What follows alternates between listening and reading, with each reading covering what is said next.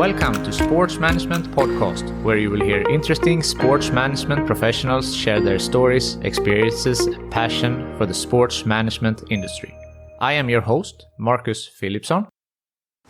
Welcome to episode 152 of Sports Management Podcast. If you have ever learned anything from this show, please show your gratitude by subscribing to the podcast in your podcast app. And if you feel extra generous, leave a 5-star review. This will help the show grow, and the bigger the show, the bigger the guests. Thank you. Today's guest is Scott Over. He's a global sports leader with experiences from the International Tennis Federation, OC Sport, and World Sailing. Currently, he's the co-founder of Sporting Giants, a new purpose-led sports consultancy providing support to those interested in sustainable sport. We spoke about if downscaling mega events is necessary, how changing the sporting calendar can help the environment, how climate change has affected the water quality for sailors, learnings from working with big brands like SAP and Rolex, how Scott is utilizing his commercial background at Sporting Giants, and much more. Scott Over, welcome to Sports Management Podcast.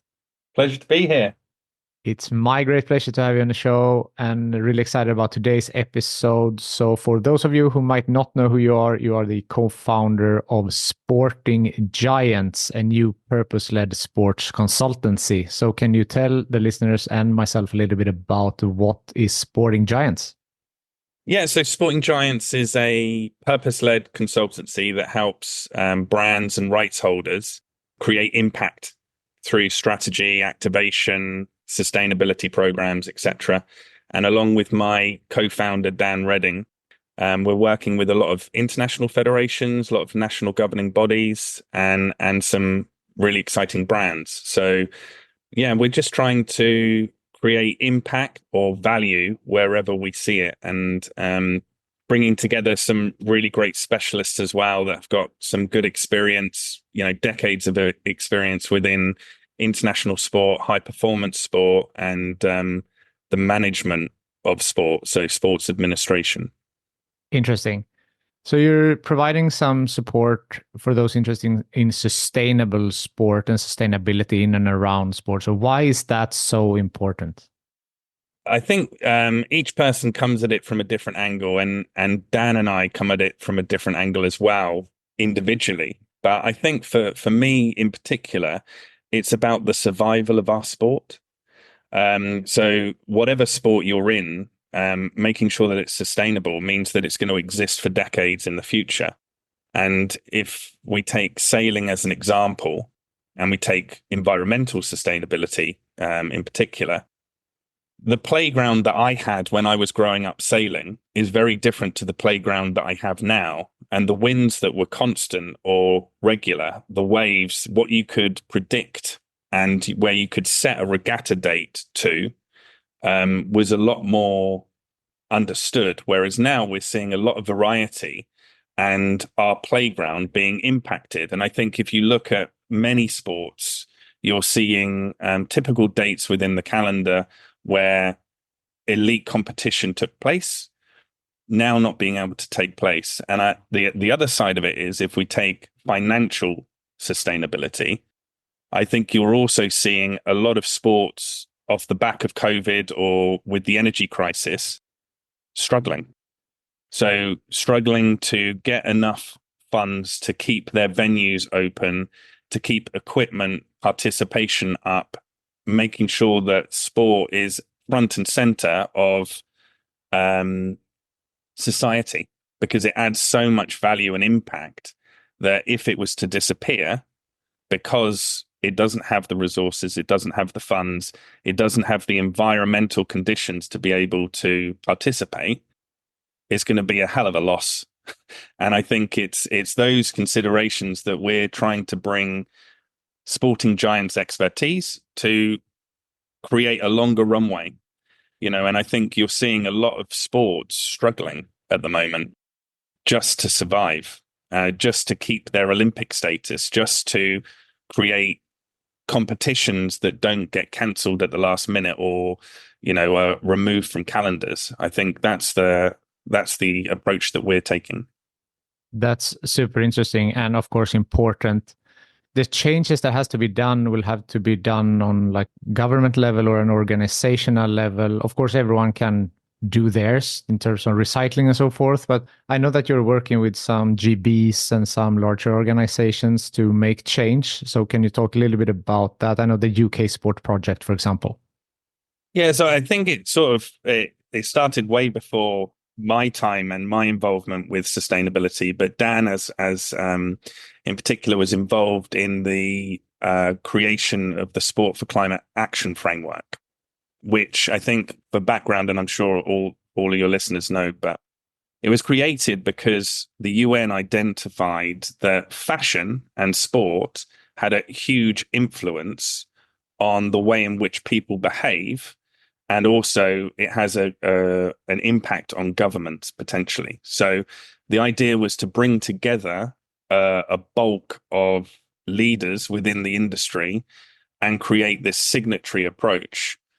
And that's creating more of a coalition of understanding and also pressure to create change at a government level. And I think the project that you mentioned with UK Sport, so that's the accelerator program. So between Sporting Giants and our partners, Useful Projects, we're delivering for UK Sport carbon footprinting and also carbon action plans, so sustainability strategies for all of the sports that's supported by UK Sport. And so that's, as far as I'm aware, that's a one-off globally, where you have one umbrella institution that is supporting all of their NGBs to get to a certain level, which then enables them to become signatories of the Sport for Climate Action Framework. And we're also seeing clusters of sports coming together with a similar purpose. So, for example, a lot of the sports that are playing and competing within water have formed a coalition that was announced maybe a month ago. So you get like the RYA, you have British rowing, et cetera, all coming together and lobbying against government about clean water.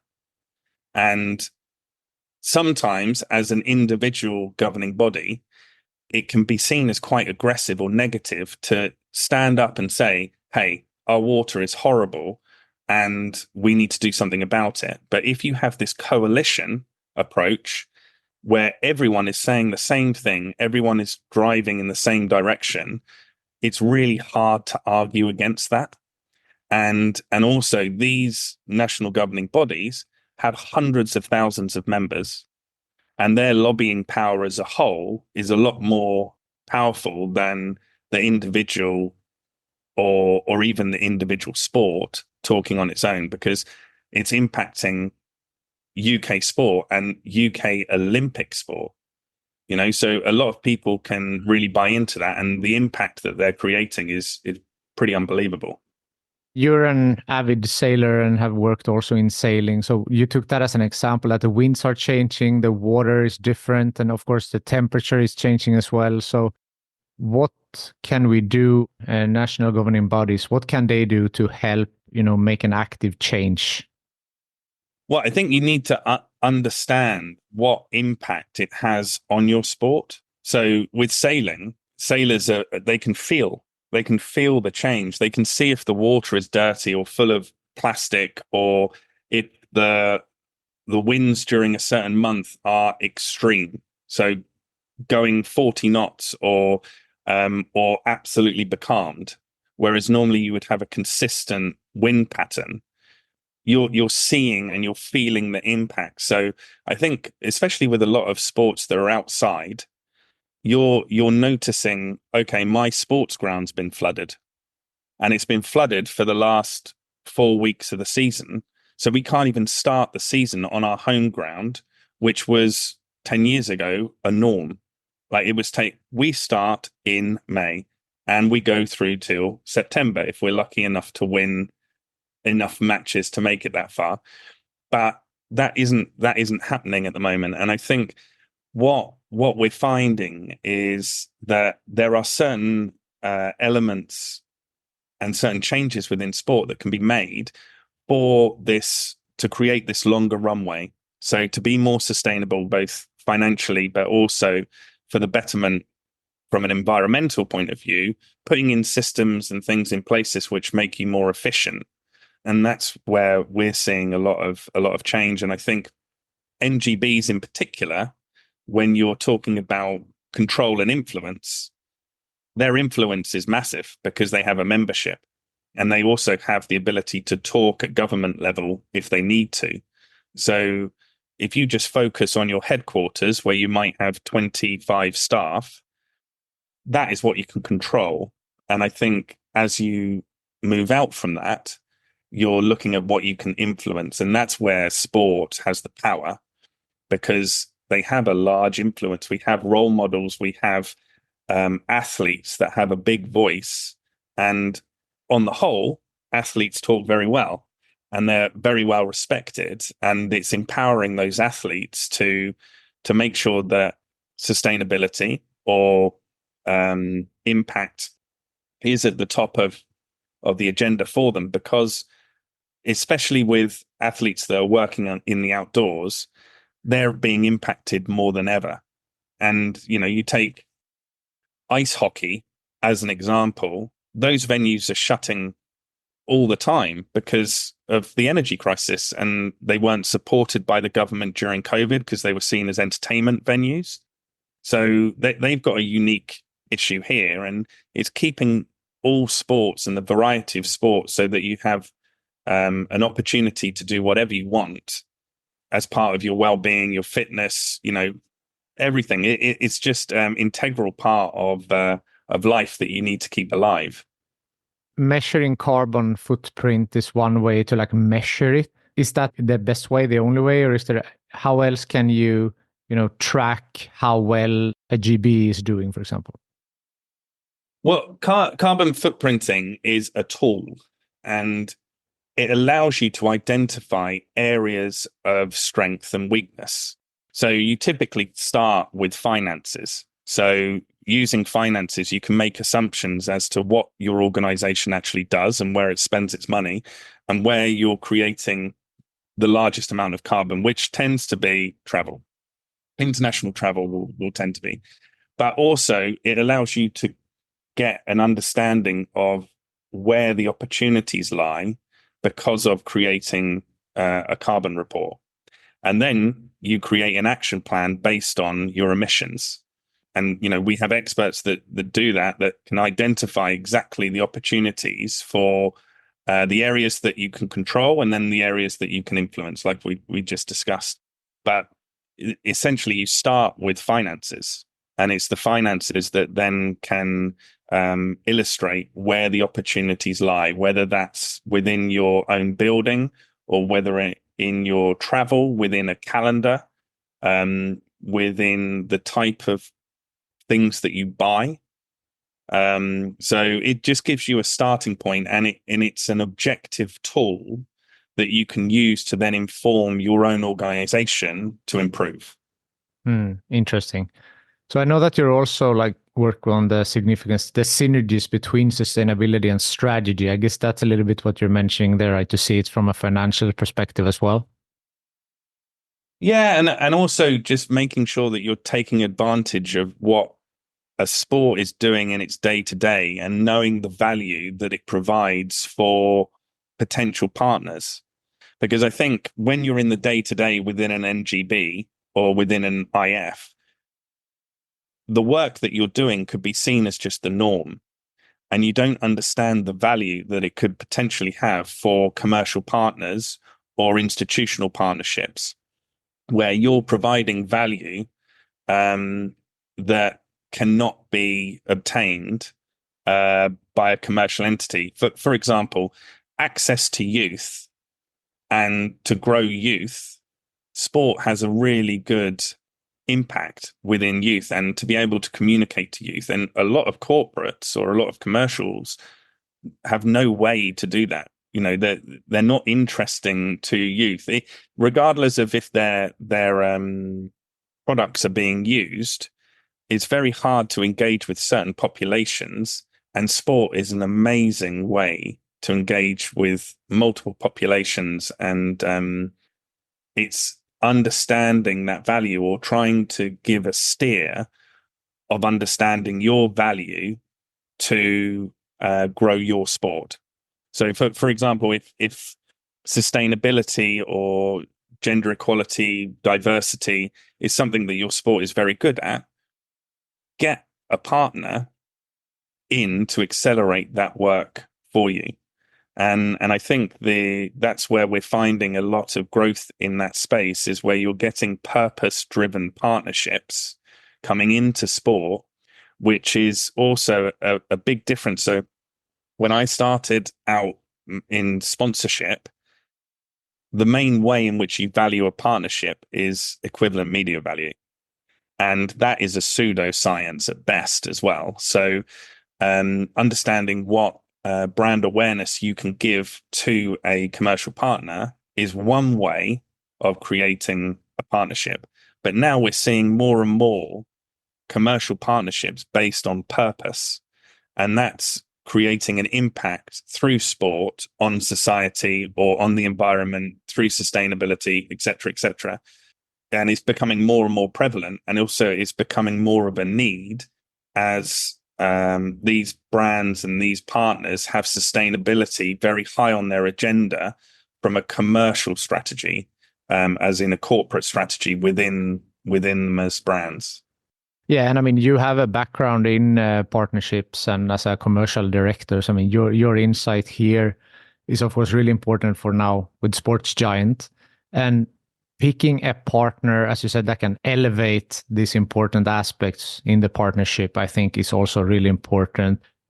Like when you're making a change, sometimes it's delayed gratification. I feel like with the sustainability, maybe you don't see it right away that you're making a difference. Mm-hmm. So how do you convince someone? We mentioned the financial sides. Maybe you don't make a financial gain in these initiatives in the short run, but maybe in the long run and for the environment. So how to convince GB that this is a good investment also for the business, but also for the environment, for example? Yeah, and I think if you talk about the people that you need to influence to put sustainability or purpose at the top of the agenda, the way in which we would talk about it is one, turning sustainability or purpose from a cost center to a profit center. So that's commercializing purpose, and being authentic and genuine in how you do that is key. And one of the ways in which you do that is measuring whatever you're doing. So instead of saying, oh, we're trying to grow participation, how? What metrics do you have to say that you are genuinely growing participation? Or we've had a big decline and we're now trying to change that decline. And getting partners in to support and accelerate that is a really key part of the process. But you need to get your own house in order for anyone to look at you and support you on that journey. The other side of it is, so that's where you're basically creating revenue to support the sustainability or purpose projects that you're doing as an organization. The other side of it is risk, is that if you do not do it, you could be left behind and the impact on your sport could be horrendous. It could be, you could start missing out on central funding. So if we'll take UK Sport or Sport England, just because I live in the UK, they are going to, and they've alluded to, putting sustainability KPIs as part of the way in which they measure the amount of grants and funding they provide to NGBs. And I wouldn't be, I would imagine the IOC would do exactly the same for the IFs. So as the IOC are the key funding partner for the majority of the Olympic sports, if the IOC create that change and say, look, it's going to be a KPI for the future, and you haven't done your homework and you haven't put the foundation in for sustainability and purpose, it could have a huge detrimental impact on one of your main funding partners. So it's sort of the risk of not doing it, and then the reward of doing it by obtaining additional resource or support and growth because you have done it. But yes, you do have a lead time. So having put the foundation in, you're going to have a time scale where, and it's going to be painful as well, because you could have to lose partners that are not aligned to that message. And you're seeing it a lot. The investment of time and resource into creating that foundation for then longer term gains or the removal of risk is where we see it. Yeah. And I mean, the more we talk about it, the more I find that finding the right partners is really key here. As you said, you need to find someone, but because then you can also fund your efforts, but you also have a partner that shares your values. And as you said, you perhaps might have to drop one or two, but finding those real great partners that shares your vision. Yeah, and I think also that they provide resource that might not just be cash. So if they are a tech company and you want to do research around certain population groups, they provide you with technology that can help you do that, which would save you 20,000 in the long term, or provide you support to develop certain solutions that if you didn't have a partner, you wouldn't have access to. And I think the commercial partners want to use their products to create impact as well, because it's far sexier to showcase your products in sport than in sometimes in their real life clients. In a dog food factory, as an example, I'd rather show a tracking solution in sailing or sport than a logistics company. And it's those showcasing and that type of approach that is really key, and why sport has immense value. So I spoke in an earlier episode with Josie Trahlberg, and one thing that she said when it comes to how can we be better at the environmental sustainability was downscaling bigger events. Is that something you think that will have to be done, or can we find other ways to keep them as they are size-wise, but make them more sustainable? I think there's loads of ways, especially within major events. There's lots of different ways in which you can downscale them, but also it's the legacy piece, which was sort of brought in maybe in 2012. I would imagine that's the first time maybe I heard of it, where you're not just building huge venues for one-off causes, but they have a repeat use after. And they also have a repeat use in the lead up to the games, as an example. But I think there's also work to be done on calendars. And I think Max Verstappen even just mentioned it on the weekend, where he doesn't want to be flying from Asia back to Europe to the US to Asia. It needs a consistent flow. And I think within tennis, they have swings. So they start off in Australia, in Asia, they move to Europe, and then they move to the US. But you're not ping-ponging across the world, and you're not creating a huge footprint compared to if you were flying back and forth all over the place. So I think coordination of calendars is really key, and sometimes combining world championships together is also more logical than having them separate. Or do you work on a biannual, or do you work in a quad cycle? Do you need a world championships every single year? Are you diluting the value that has for the athlete? So those types of things, or combining resources, where if one event or one property requires the same resources as the other, to leave them in place for 3 weeks doesn't really have a huge financial impact above and beyond. So if you were to build it individually 3 times in a row, that's going to have a greater impact than if you leave it in situ and use the same resources. The end result will probably be the same from a event delivery perspective, but you're going to save a lot of money not having to rebuild those entire structures that are relevant for the same sports. And I think the collaboration piece is one where you can certainly find huge opportunities. And I think also learning from other sports, best practice is really key, and questioning, why are you doing that? Like, oh, it's because we've always done that. Okay, why? Why did that process start? And sort of questioning the norm. But I guess to sort of circle back on scaling down events, yes, there's an opportunity to do that. And I think there's loads of opportunities around the various scales of events, but also keeping events as a constant, because, during COVID, that wasn't happening. And it was a huge loss to the world, I thought. So yeah, keeping the doors open and being able to watch live sport and participate in sport is what I would like to see continue. Yeah. No, that's so many great points. So yes, of course, downscaling, but then the calendar that you mentioned is, of course, I think that's both from an environmental sustainable standpoint, but also for the athletes, for them to perform better because they don't need to fly all around the world all the time. And then you mentioned to keep venues. I mean, that's a big talk. Sweden was bidding for the 2030 Winter Olympics, and now it's going to probably a summer city in France. And then you could argue, isn't it better to host a Winter Olympics somewhere where there are already existing arenas? So, I mean, this is always the topics, right? When you talk with the IOC and the FIFA World Cup, for example, the bigger events, like where are they awarded and why? And whilst trying to protect universality, so you're not going back to the same venues over and over again.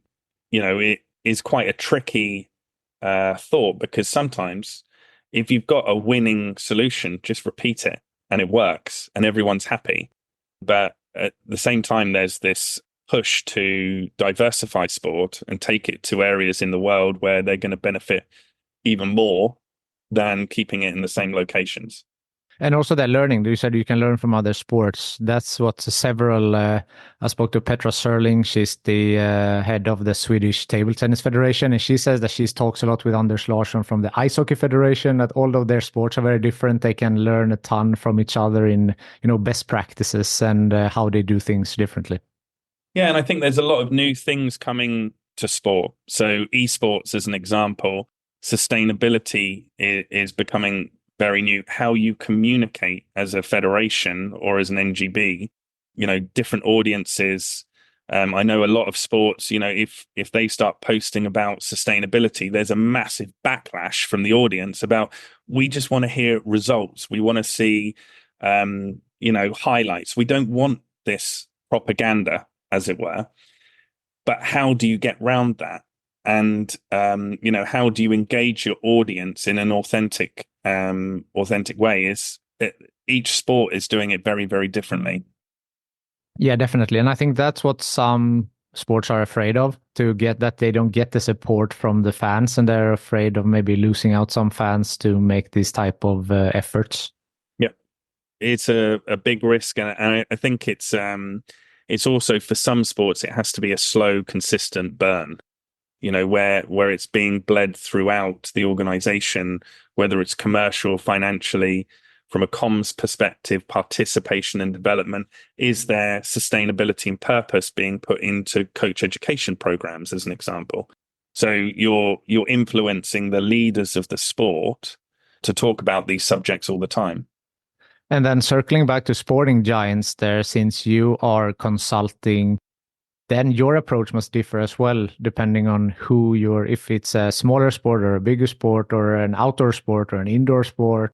Your advice, I guess, differs a little bit in who you're working with as well. The variety is wild, because we're working with some federations that have hundreds of millions of revenue. And then you also have some that are scrambling and have 6 members of staff. So your approach to assisting those has to be realistic, and it has to be relevant. And it's a matter of prioritizing what they can change quickly to create the most impact. And some of the projects are very, very niche and specialist. And then some of them are just generic change and creating change within an organization that hasn't changed for 25 years. and seeing opportunities when a couple of international federations have had a huge change within their leadership recently, but that creates an opportunity to take a step back and look at what are the most impactful things that we can do to change this sport.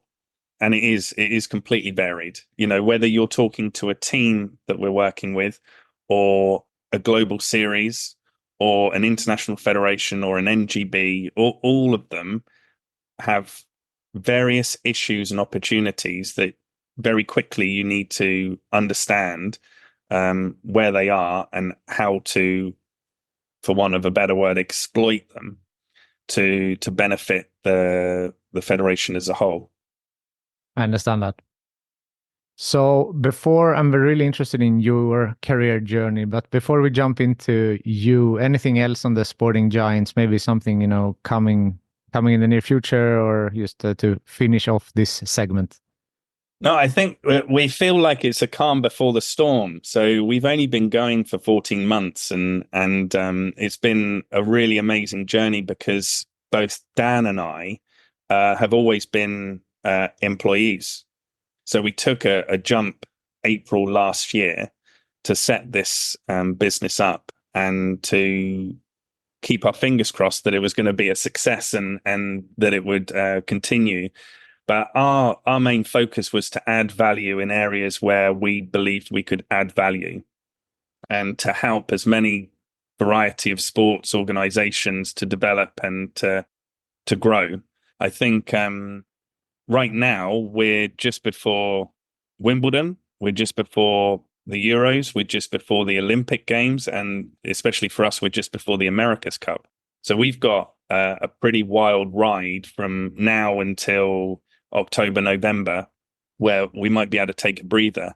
But it's been amazing, and learning how to run a business and focus on delivering what's best for your partners has been amazing. And it's been a hell of a journey, and I can't even imagine having not done it. So it's been really exciting. I'm sure. And I am really excited to follow Sporting Giants now and see what will happen. Okay.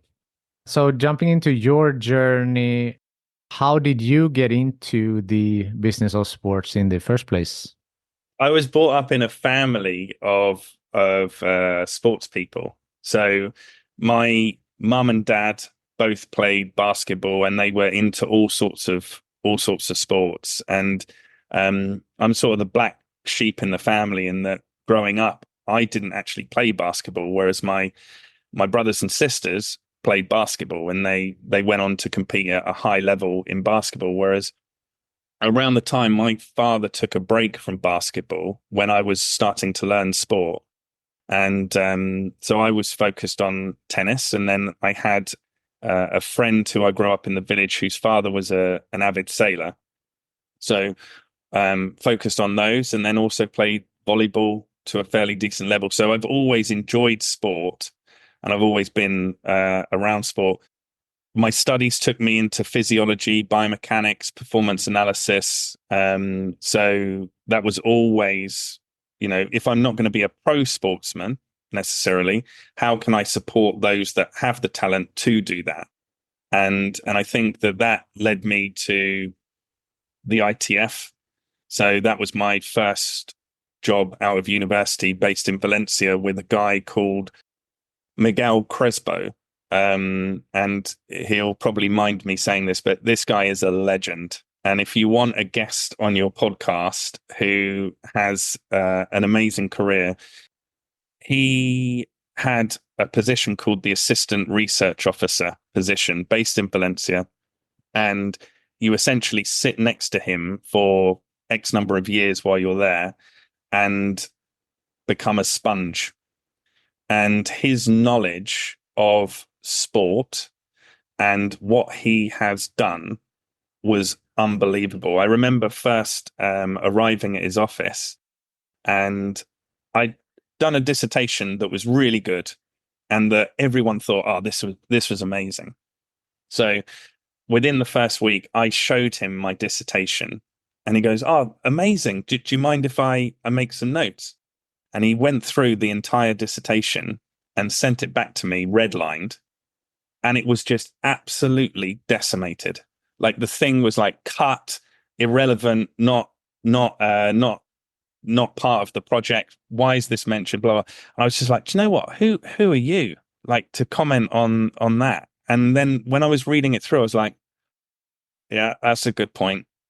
Yeah, that makes it a lot better. So what I felt was really high caliber work was actually just his day to day and trying to keep up with him. He now has 3 PhDs. The guy is an animal when it comes to academics.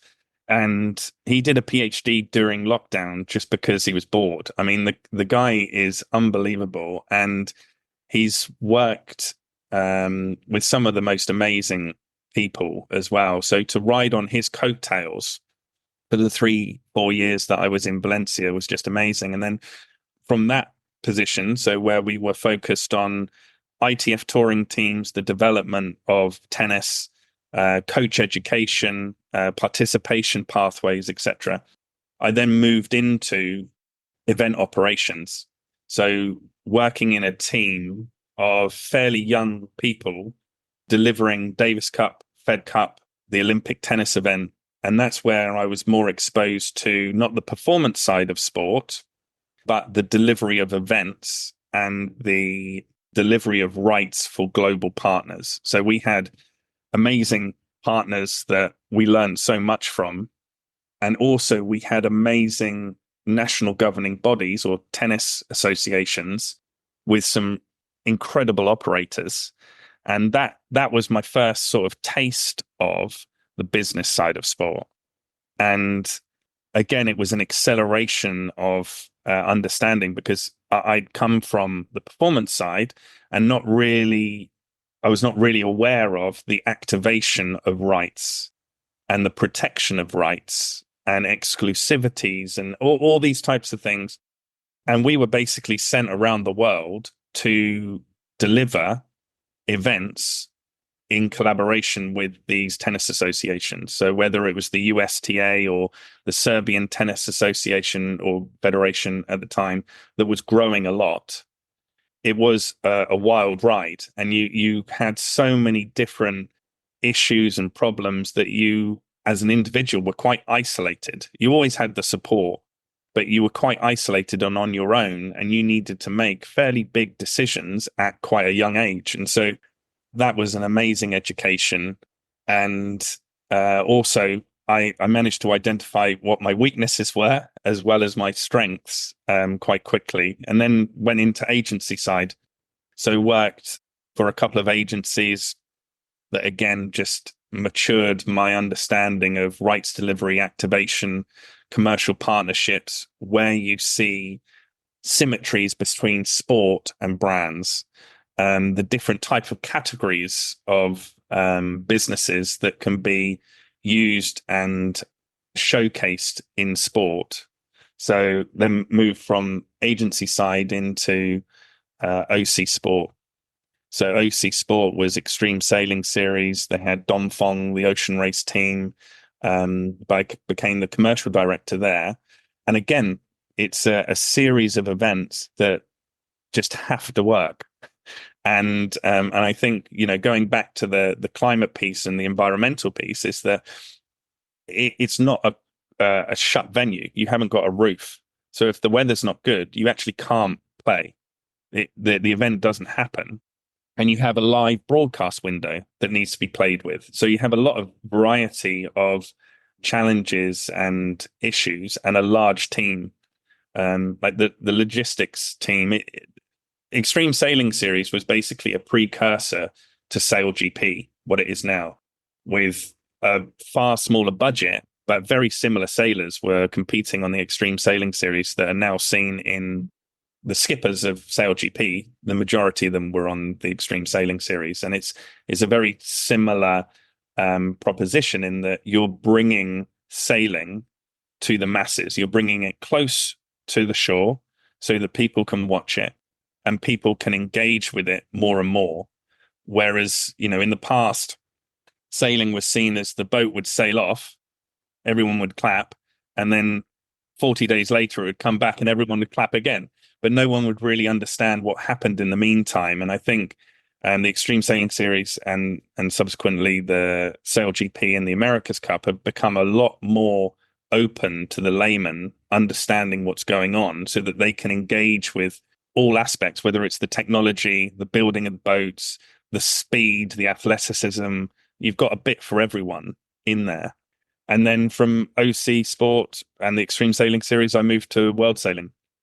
And again, it's a completely different beast. I think international federations like the ITF or World Sailing you're typically always the ones doing wrong and not doing it tailored to everyone, because you have a generic approach or a policy to the majority of what you're trying to do, which is, it tends to be growing the sport. And we had some amazing projects again at World Sailing, where we had the World Sailing Trust, which was the philanthropic arm of World Sailing. So developing projects like the strategic review of women in sailing, and then the collaboration with Virtual Regatta, which was the e-sport that blew up during COVID, because no one else, you couldn't go sailing. So what else are you going to do? Okay, let's compete on here. I think we had 2 million people on the start line of the Vendée Globe, the Vendée Globe. Those projects were amazing. And then we had really fantastic partners. So SAP, Rolex, Mount Gay Rum, we had Hempel. So all of them were supporting in a various different way.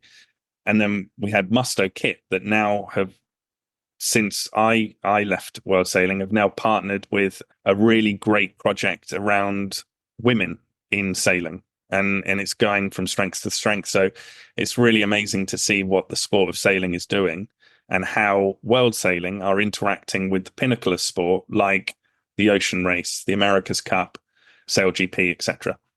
I mean, it's been a bit of a wild ride, but you're learning all the time. And I've learned a lot from sponsors as to what their expectations are and what they see as value, and how that value is completely varied from one sponsor to the other. If their logo is there, it might be of value to one, but it might not be of value to the other. And it's more the consistent support that is of value. So yeah, it's the variety that's really interesting. For sure. So first of all, what a career. And notice that, tennis and sailing, that's the sports that you grew up and what you liked. And the same for myself, that we are in a fortunate position to work in and within sports that we really love. Oh, it's a privilege. It's a dream. And I think, when all seems like it's a complete mess and things are going wrong, you just have to take a step back and be like, I work in what most people have as a hobby. They want to finish work and do sport, whereas I am in it all the time. So I think that reality is, you need to take a step back sometimes and be like, this is an absolute privilege to have my hobby, or to use my skill sets, however small, to apply to something that I love and I have passion for. Agreed. I would like to dissect what you said a little bit, because when you went through your career, so in the end, you mentioned with the sponsorships, you have learned a lot from them. And just to mention a few: Rolex, SAP, Hugo Boss, Jaguar, very wide spectrum, but huge brands. So you said you learned a lot. Can you mention, something you learned in specifically in regards to the sponsorships? Yeah. So specific examples, let's take SAP, who are a global tech juggernaut, and they saw tennis and they also saw sailing as a way to showcase their technology that they use in everyday business in a really authentic way, to create insight into sports that can be quite hard to understand. So again, we'll go back to the sailing example, but when I was sailing and I would compete, I would go out, I would come back, and then I would tell my parents, who were not sailors at all, I won this race because I was really skilled, and it worked out for me because I made all the right decisions. Or I would come back and say, do you know what? I was cheated today. The wind changed at the wrong time and I was robbed, and that's why I didn't win. Whereas with SAP solutions, you can't do that anymore, because you will very quickly be able to tell why one boat has won over the other. And for the layman, it gives an insight into a sport that was very closed. So even 20 years ago, 25 years ago, it was an art, or it was a mystery. And diving into the details and providing data, or providing TV overlays and graphics tracking, even my parents could understand, okay, this is why he's doing well, or this is actually why the other people are doing well. And it was objective. And then with the SAP solution, the SAP Analytics, it had loads of touch points for other stakeholders. So, for example, judging or officiating of the racing becomes a lot easier if you have tracking solutions. Looking at it from a broadcast or commentary perspective, you can see how with win-based leaderboards, as an example, which was a new technology that they brought in, you can not have a situation like we had at the Olympic Games, where the broadcast is focused on a boat that might be closer to the mark, but is actually not leading. So you're screaming and shouting for this person, and then all of a sudden, boom, boom, boom, 5 boats round the top mark before that boat. And then all of a sudden, the broadcast has to switch to another group of boats. But all these things, they've provided value and development for the growth of the sport. And for me, coming from a fairly conservative sponsorship background, all I thought was, how do we get their brand, their badge up in lights so that everyone can see it? Whereas what they wanted to do was really add value to the sport. And in return, they get brand awareness, but they're providing a solution for a broader list of stakeholders as possible and create value for the sport. And I think the same within tennis. They worked with the WTA for quite a while to provide insights and to get the coaches on court to talk to the players, which was only seen in the Fed Cup or Davis Cup. And, understand why you're applying certain tactics or strategies at the start of a match, or how you adapt during a match. It is quite insightful. I think it's pretty amazing. And then some of the support from Rolex and the way in which they look at sport. They say that they support sport. They're not partners. They support sports, and they, within a selection of sports, they provide some of the most amazing support for the development and growth. And I think, the way in which they are consistent and regular and are always looking 2 or 3 years ahead. And, they also stood by the majority of their sports when rights were not delivered. And it's amazing, because they see the long game and that they're here for a long time. And, that's how they protect their reputation. That's how they protect their authenticity. And they also are very, very knowledgeable about the sports that they provide support for. So those types of things are, invaluable. And, that the way in which we try and run Sporting Giants cherry picks some of the attributes there that we thought, yeah, these are non-negotiables. These are things that we would love to see if we can emulate within our day-to-day. Because when you go from an employee to running a business, you could do anything you want. So you've got to have a foundation or a premise on how you then run that business. Otherwise, you just get lost and you just start shooting from the hip, and you don't know where you're going. Yeah. First of all, when you talked about SAP and Rolex, like that shows also what we talked about before with purposeful partnerships, that you add value to something.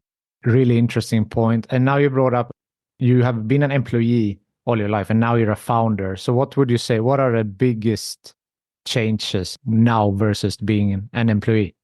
We talked about privilege of being able to work in sport, but the privilege that we have now is the ability to pick and choose who we work with, both as experts within the company and who we bring on to support us, but also the projects that we take on, and not taking on projects where we don't add value.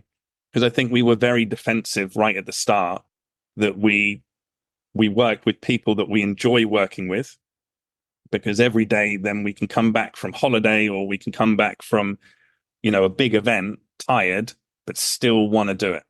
And that is a privilege, and something that we are always wanting to protect. And the other side of it is I work with a partner who is so complementary from a skill sets point of view to mine. And, I can lean on him for all sorts of things. And then we have a team that supports us that are amazing. But, it's something that we have the ability to create ourselves, and we can cherry pick who we want to work with and on what. So that's a real privilege. And I think the other thing that I would say is that you're always looking to, from a financial point of view, not to go wrong. But the way in which we do that is making sure that we're always providing the best we possibly can, the best possible solutions that we can for the people that we're working with. And then that normally protects the financial side, which can be the scary part of setting up a business. I think a lot of people are fearful of, not being able to pay their mortgage or support their children. We were very fearful of making sure that we provided for the people that trusted us to provide for them. So it's a very different thing. And within international sports federations, or NGBs, some of your direction is completely out of your control. And typically there's a board of directors or vice presidents that have been elected that steer the direction of the boat, for want of a better word. Whereas now we steer our own boat. So if we screw up, it's completely our fault. We've got no one else to blame. And that's quite an exciting position to be in as well, is that we're always wanting to do the best, because we know that if it's not the best, it's only our fault, really, that we can blame ourselves. So it's more freedom, but more responsibility and accountability, I guess. Yeah. And I think that the other thing that's quite humbling is when we were setting up, we were having conversations with people like, do you think we should do this? And a lot of them were like, yeah, go for it. Like, absolutely fine, knowing that they were not risking anything. But that feedback led us to be like, yeah, do you know what? We're going to go for it. Let's do it. But it's those people that then support you going forward. That's what's humbling, is that those people then from all different parts of your career have then gone, yeah, do you know what? What do you need? How can we help you? We believe in you. And that's pretty amazing. Yeah. You mentioned on your first job at ITF that there was a great guy that you worked under there. And I usually ask, who do you think would be a good future guest on this podcast? So maybe he could be one of them. Yeah, I think Miguel would be awesome. And just for further context, he actually married us in Valencia. So when Rachel and I went back to Valencia after being in London for a very long time, we wanted to get married. And we thought, well, Valencia was always a place that we loved, so let's do it there. And what better person to speak and to orchestrate our wedding with than him? But no, I think for me as well, in my career, I've always had, or even growing up, I've always had these mentors or role models. And maybe I didn't know them growing up, but I was definitely good at being a sponge and trying to absorb as much as I possibly could from all the individuals that I was coming across. And then also being like, do you know what? That attribute I might leave just for you. But the rest of it, I want to make sure that I'm improving or aspiring to be like these people. And I've been lucky enough to go from one to the other, back to one to the other, and bouncing up my career path. And having that consistency and those people within my career have also been a great sounding board for my next moves, or saying, look, I'm thinking about doing this, or what do you think about this? Is this normal? And they'll always give me honest feedback, and it's been an amazing support for my career.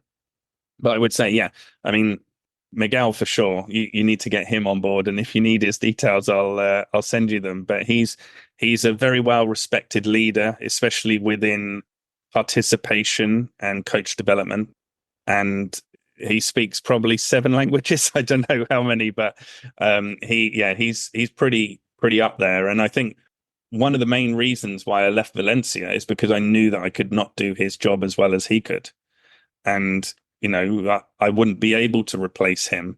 So that was really pretty amazing. I'm sold. Sounds like a great guest. Yeah. As someone who has worked in the sport industry for quite some time, what would be some advice that you have for young people who wants to pursue a career in sport? Well, we touched on mentoring. So I think I was speaking very much about how I've been mentored. They might not have known it, but I've taken mentors throughout my career, and I've been able to see, right, if I want to do this, what attributes or what values or what competencies do I need to have to get to that level? And that makes it very easy for me to understand, right, I will progress like that. So it gives me a step on the ladder as to what I need to achieve. And then the other side of that is making sure that you are mentoring, or you are trying to bring people on that ride with you, and to help assist them where you can, because you also learn by coaching. And, the way in which I interact with a lot of people who are asking for advice is a coaching role, because you don't want to be a dictator and direct them in specific pathways. You want them to feel their way through and identify the course that they want to go on. But the mentoring side is definite. So if you identify certain people within your career or within your network that you think, do you know what, I could learn a lot from this person, go in and be a sponge, like just absorb as much as you possibly can. I think the other thing that was key is understanding where you can add value. So what are you good at, what are you not good at, and understanding that as early as you possibly can, and making sure that you can work with people who are far better than you in the areas that you're not good at. And I think having that humility has been key. So yeah, that would be one thing. And then the other thing is always knowing that when you're creating relationships, if you finish that role, that relationship doesn't end, and staying in touch with people. And, I'm super lucky that a lot of the people that I work with or have worked with are very, very close friends. And, I'm still really close friends with the people I worked with at the ITF. And they've gone on to do some amazing things, whether it's the IOC or Man City or et cetera, et cetera. They've gone throughout the whole world of sport. And so making sure that you keep feeding that network and keeping it alive and constant is a huge asset of mine, for sure. And creating those relationships benefits you over and over and over again, and they benefit, hopefully, over and over and over again. I love that. I think this is great advice with networking, mentoring, and then be a sponge, and also try to mentor someone else whenever you have the opportunity. If you have the privilege to be able to do that, it is amazing. I've had it a couple of times, and hopefully they've felt some value from it. I'm sure they did. Before we sign off, is there something I haven't asked you yet that you want to mention? No, I think it's all good. It's been a real insight into my own. It's like an obituary, but performed by yourself. So no, it's been really fun, and yeah, thanks so much for having me on. It's been awesome. It's my pleasure. So Scott Over, thank you so much for taking the time to be on Sports Management Podcast. Thank you very much. Cheers, Marcus. Thank you for listening to the Sports Management Podcast. Please hit the subscribe button so you don't miss out on any upcoming episodes. Also, feel free to leave a comment about what you thought about this episode. If you want to get in contact with me, send an email to sportsmpodcast@gmail.com or hit me up on Facebook, Twitter, or Instagram @sportmpodcast.